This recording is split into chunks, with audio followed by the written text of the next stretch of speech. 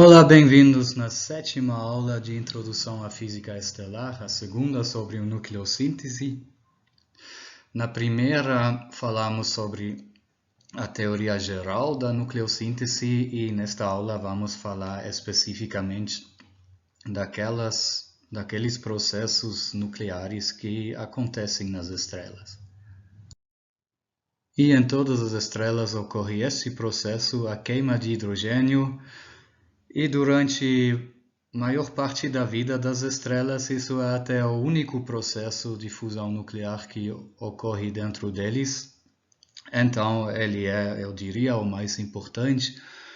O que acontece, aqui vocês veem um resumo dos produtos iniciais, ou das partículas iniciais e das partículas finais. Ele transforma 4 átomos ou 4 núcleos de hidrogênio em um núcleo de hélio e no processo surgem 2 positrons, 2 neutrinos do elétron e 2 fótons.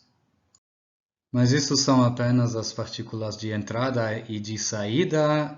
No meio são criados e aniquilados outras partículas também. Na verdade, o processo ocorre de duas maneiras diferentes nas estrelas e a gente vai dar uma olhada um pouco mais detalhada nas duas. Elas se chamam cadeia próton-próton e ciclo CNO. E este é o processo que gera a maior parte da energia das estrelas de longe. Como dito, a boa parte da vida delas, elas passam fazendo apenas esse processo, esta fusão nuclear nos seus interiores. Então vamos lá com a cadeia próton. Na verdade são 3 processos diferentes possíveis, esta cadeia próton-próton. Bom, vou mostrar os 3, mas acho que não faz sentido falar todo o passo, isso vocês conseguem ver nos slides, né? Uma coisa talvez que vale a pena mencionar é que surgem no meio do processo uns núcleos intermediários entre o hidrogênio e o hélio e que parcialmente têm nomes diferentes. Por exemplo, o hidrogênio com um nêutron extra, o isótopo 21H, como está escrito aqui, também é chamado de deutério. E outro passo que vale a pena destacar é o primeiro, que transforma um próton em um nêutron mais positron mais neutrino. Então isso é o decaimento de um próton. E prótons, na verdade, são estáveis. Um próton isolado não vai decair, ou estimativas são que ele viva pelo menos 10 a 34 anos ou algo assim, então tempo infinito mesmo. Então, por isso que esse processo é, eu diria, o gargalo da cadeia próton-próton, é esse que demora mais, e ele só consegue acontecer na interação com outras partículas. E depois de ter seguido parte do primeiro ramo, tem uma bifurcação para o segundo ramo. Alguns dos produtos que são produzidos durante o primeiro ramo também podem dar início ao final do segundo ramo, o hélio 3 e o hélio 4. E no meio do segundo ramo tem mais uma bifurcação para o terceiro ramo, mas este é muito raro. Aqui vocês veem o qual frequente é cada um dos 3 ramos. O primeiro ocorre em 69% das vezes. O segundo em praticamente todo o resto. E o terceiro só em 0,3% dos 31% dos casos que a fusão não pega o primeiro ramo. E a gente já viu na aula anterior de que essas fusões nucleares só podem acontecer se você joga as partículas com uma certa energia cinética um contra o outro. Eles têm que ter alta energia cinética. Isso significa que você precisa de altas temperaturas no interior da sua estrela. E no caso, esta cadeia próton-próton só pode acontecer a partir de 10 milhões de Kelvin.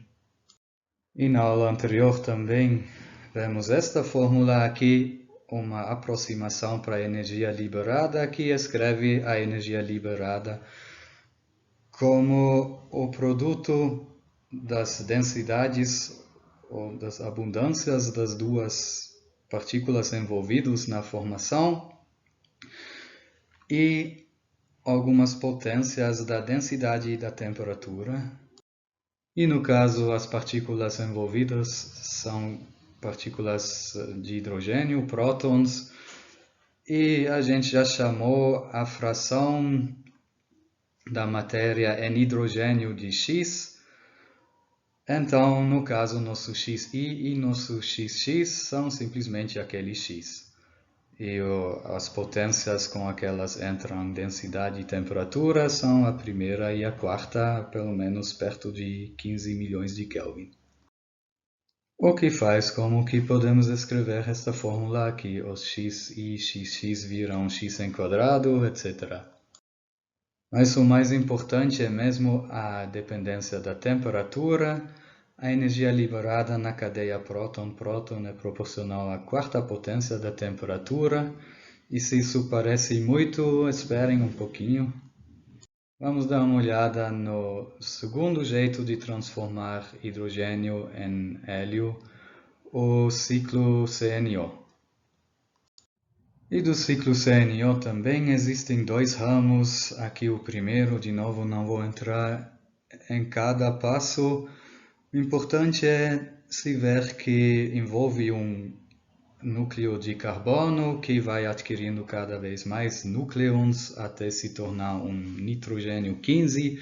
E quando vem mais um próton, aí é separado dele um átomo, um núcleo de hélio, e ele volta a ser um comum de carbono.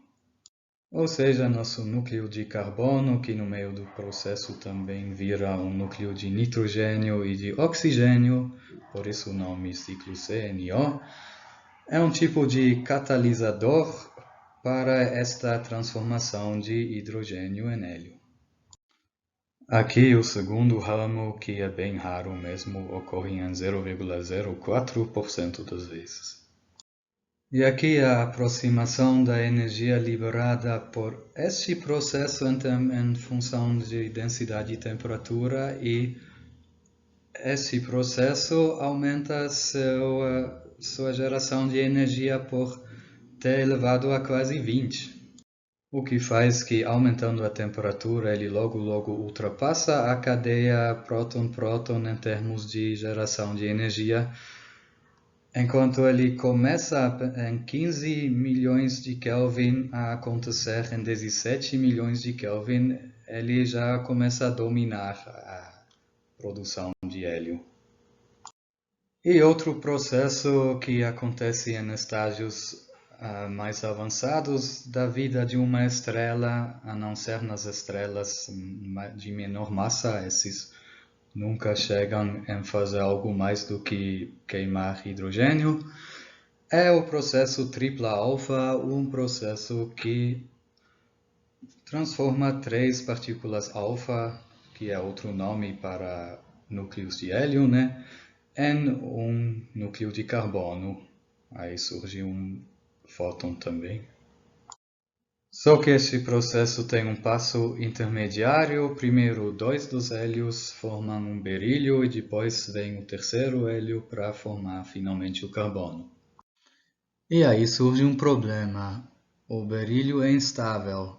Ele tem tempo de vida muito curto mesmo, tal que só se durante esses 7 vezes 10 a menos 17 segundos de tempo de vida dele, o terceiro hélio se junta a ele e pode se formar o carbono, senão o berílio decai de novo e a gente não fez o processo triplo alfa.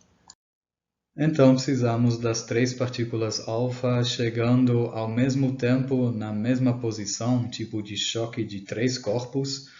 Isso obviamente é muito raro, muito improvável, tal que o processo triplo alfa acaba demorando muito para transformar o montante significativo de hélio em carbono. E esse processo triplo alfa é visto como o gargalo da nucleossíntese.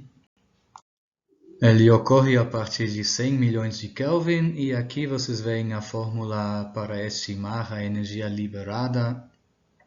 Obviamente agora a abundância de hélio, também chamado de Y, como vocês talvez lembram quando definimos a metalicidade, entra com terceira potência, já que temos agora 3 partículas envolvidas na reação, e a dependência da temperatura é com uma incrível 41ª potência da temperatura. Isso faz como que esse processo, que em temperaturas mais baixas é o gargalo da nucleossíntese no interior das estrelas, uma vez acesso, pode acender um tipo de reação em cadeia e pode de repente acontecer muito rapidamente, como vamos ver nas aulas sobre a evolução estelar. Tem fases onde esse processo acontece numa taxa desenfreada. E aqui mais 2 processos, a queima de carbono, que ocorre a partir de 600 milhões de Kelvin e consegue produzir elementos como oxigênio, neônio, sódio, magnésio. E a de oxigênio, que ocorre a partir de uns 1,5 bilhões de Kelvin, e produz também magnésio e também elementos como silício e fósforo e enxofre. Vale a pena chamar atenção pelo fato de que no meio destas duas cadeias de reações há uns passos que são endotérmicos, quer dizer, você precisa investir energia para eles ocorrerem. Esta energia é disponível porque nos outros passos é gerada a energia. E já que estávamos falando de energia, vamos definir uma grandeza útil, a energia de ligação por núcleo. O que é isso? É para um dado núcleo ou elemento, a energia de ligação total dele dividido pelo número de núcleons, e esta energia de ligação é a diferença de energia entre o estado todos os núcleons dele separados. Então, Z, que é o número de prótons, vezes a massa do próton, mais A menos Z, ou N, que é o número de nêutrons, vezes a massa de nêutrons, menos a massa do próprio núcleo. Não esqueçam que a massa do núcleo é menor que a soma das massas dos núcleons compondo ele, afinal é nisso que baseia toda a geração da energia na nucleossíntese. E isso vezes C enquadrado para obtermos a energia a que esta diferença de massa equivale. E aqui um gráfico daquela energia de ligação por núcleo em função do elemento. Então no eixo X temos o Z do elemento.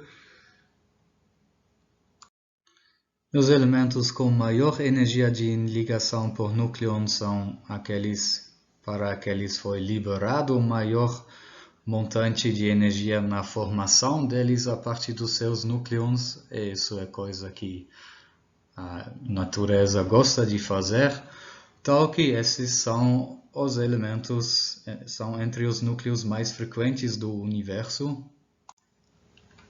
Quem foge muito desta regra é o hidrogênio, que é o elemento mais frequente no universo, mas é justamente o elemento com menor energia de ligação por núcleo.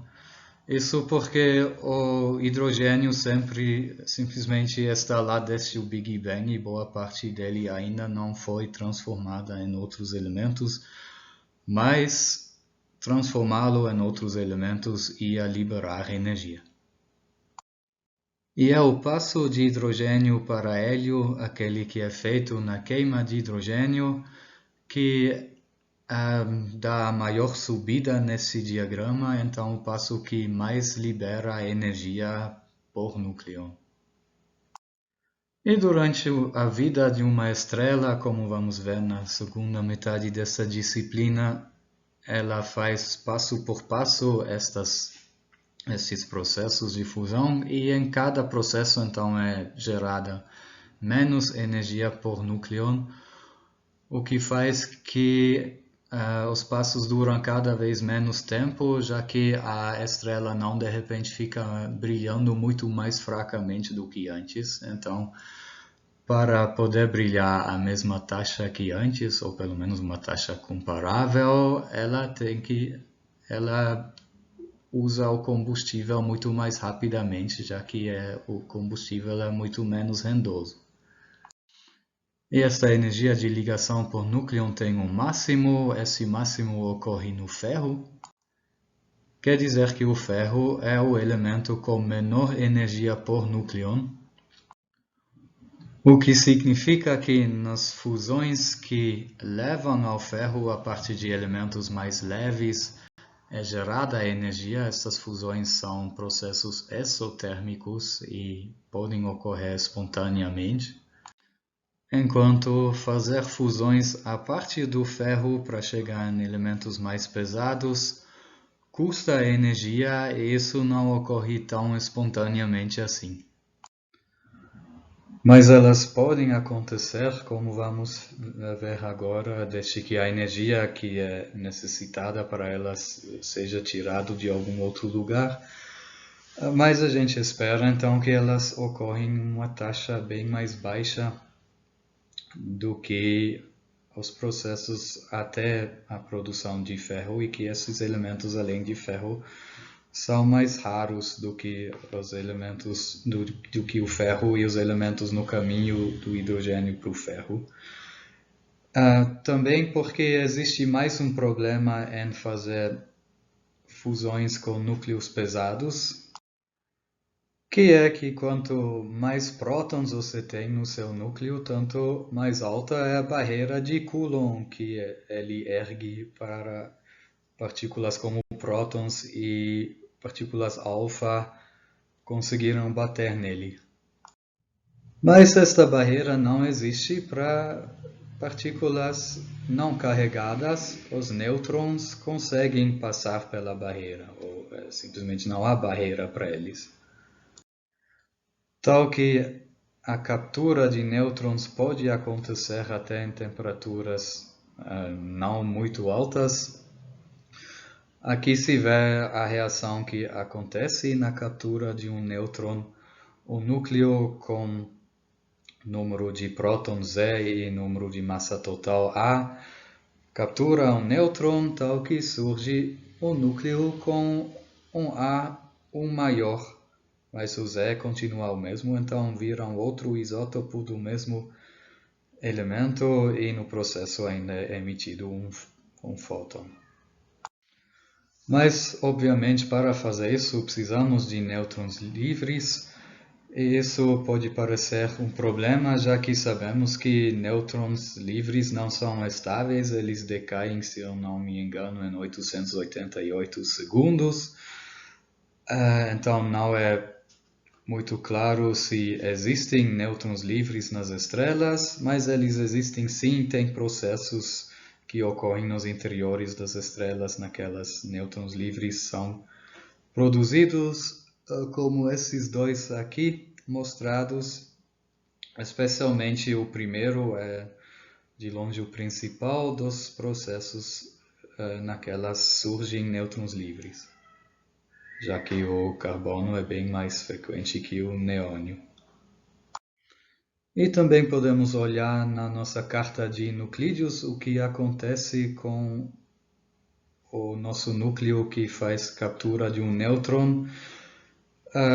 Ele mantém o número de prótons igual e aumenta o número de nêutrons por uma unidade. Isso faz como que ele vai uma unidade para a direita nesse gráfico. E dependendo de qual núcleo ele era antes, ele pode cair virar um núcleo que também é estável, onde temos duas caixinhas pretas, um do lado do outro. Podemos viajar do esquerdo para o direito e continuar na zona de estabilidade.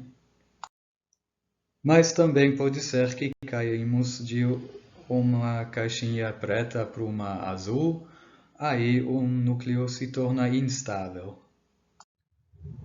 No primeiro caso, não há muita coisa que impede que o processo aconteça de novo, que mais um nêutron seja capturado e que acabamos com um núcleo com 2 nêutrons a mais do que antes do primeiro nêutron capturado. Mas repetindo este passo número suficiente de vezes, certa hora caímos numa caixa azul. Isso também pode ser chamado de sair do vale de estabilidade, aquela banana que as caixas pretas fazem, às vezes chamado de vale de estabilidade no diagrama dos nuclídeos. E assim que nosso núcleo que produzimos é instável, aí temos dois casos.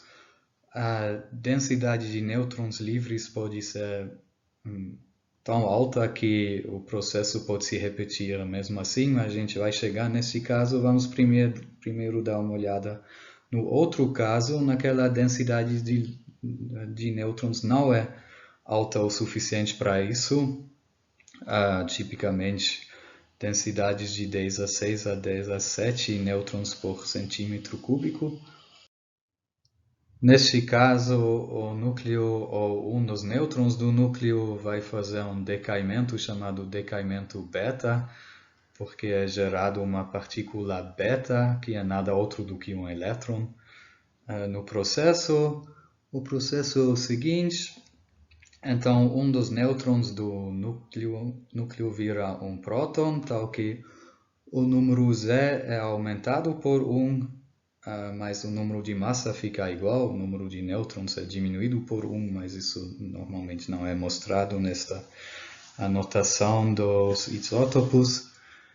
E no processo, então, é emitido um elétron, um neutrino do elétron e um fóton. E isso leva o núcleo uma casa para a esquerda e uma para cima. Ele faz então uma viagem diagonal na carta de Nuclídeos. E lá normalmente estamos de volta no vale de estabilidade. Vocês lembram bem como é o desenho.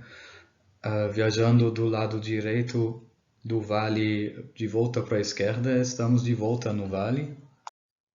Mais precisamente, estaremos uma unidade acima de onde o núcleo estava antes da captura do nêutron.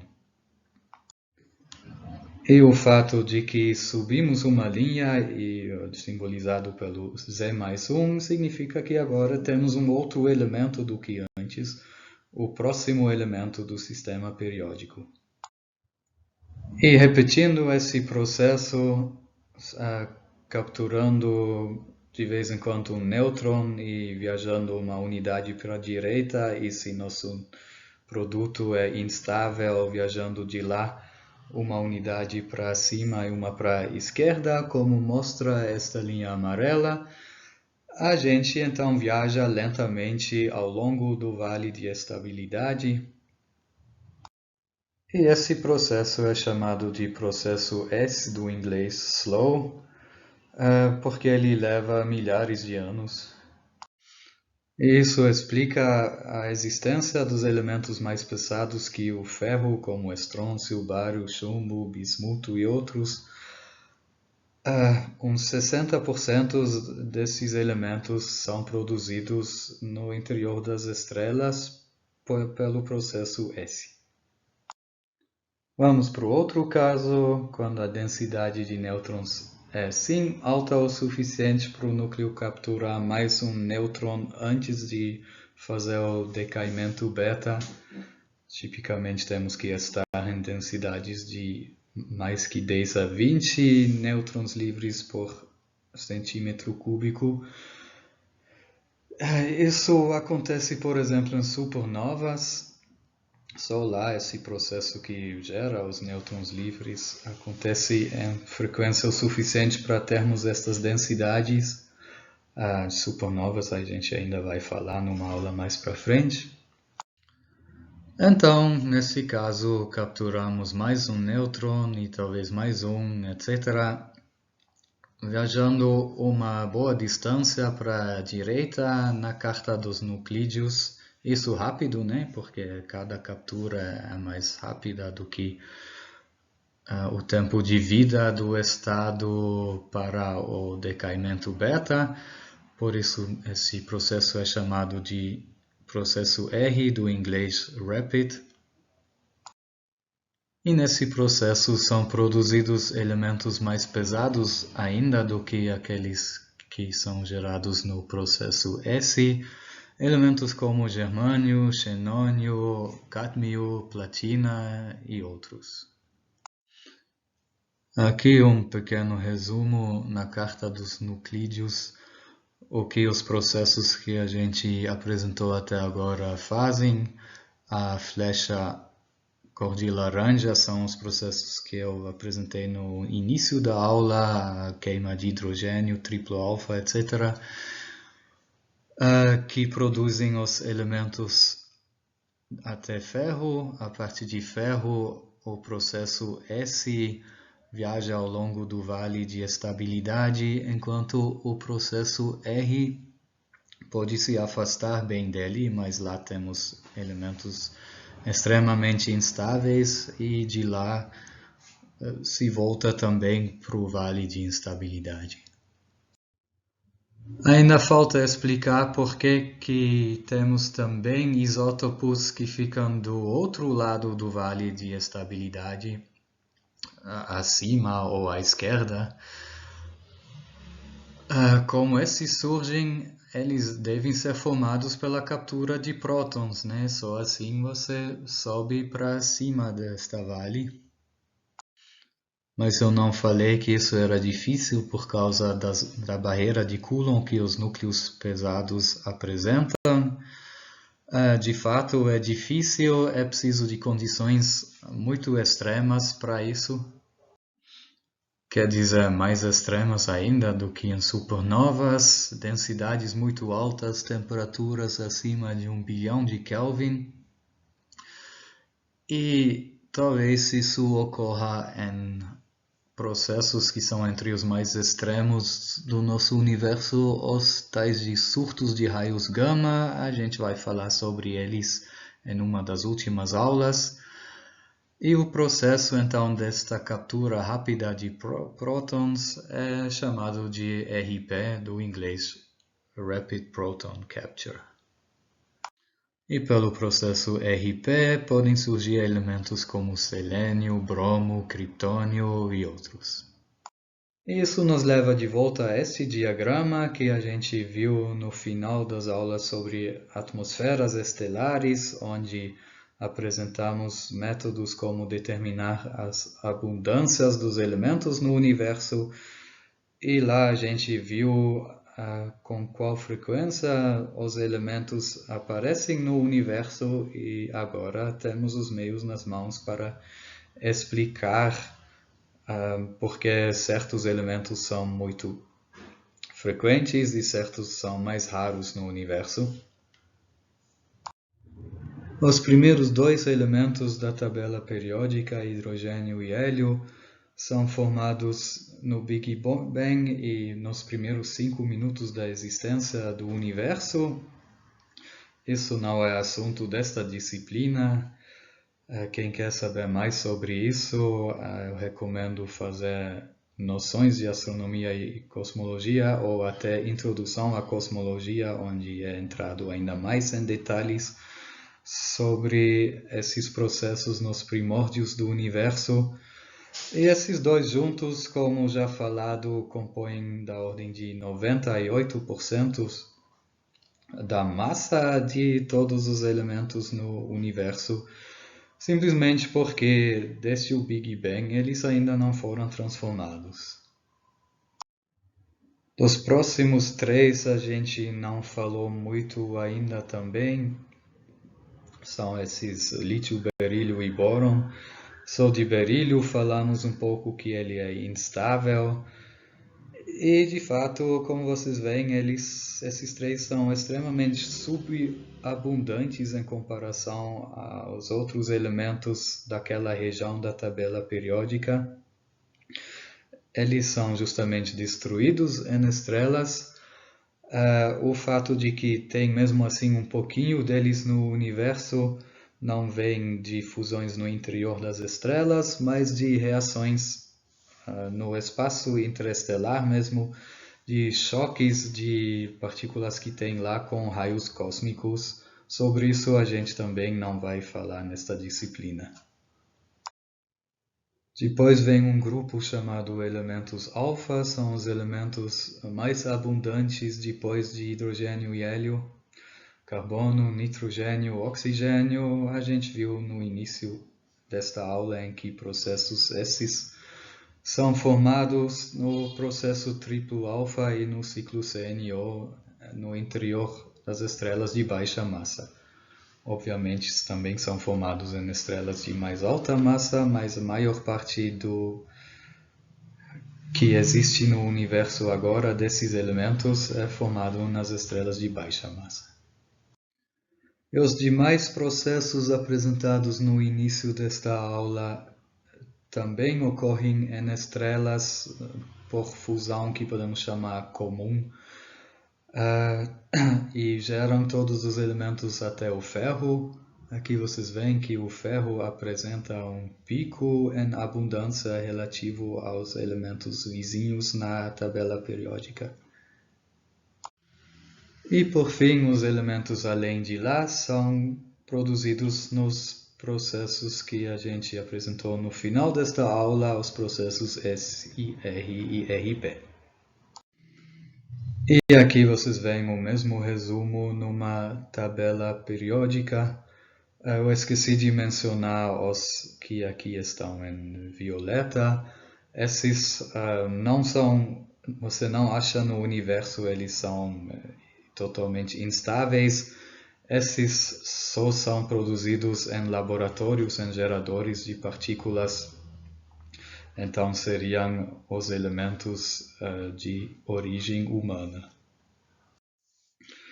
Foi isso para hoje. Falamos por 2 aulas sobre a síntese nuclear e um pouco também sobre energia gerada de outras maneiras no interior das estrelas. Isso porque realmente é um processo muito importante na física das estrelas, a geração da energia. Na próxima aula vamos falar sobre como esta energia é transportada para fora. A parte disso a gente também já viu nas aulas sobre atmosferas estelares, mas tem outros processos envolvidos também que vamos ver na aula que vem, a terceira sobre o interior das estrelas.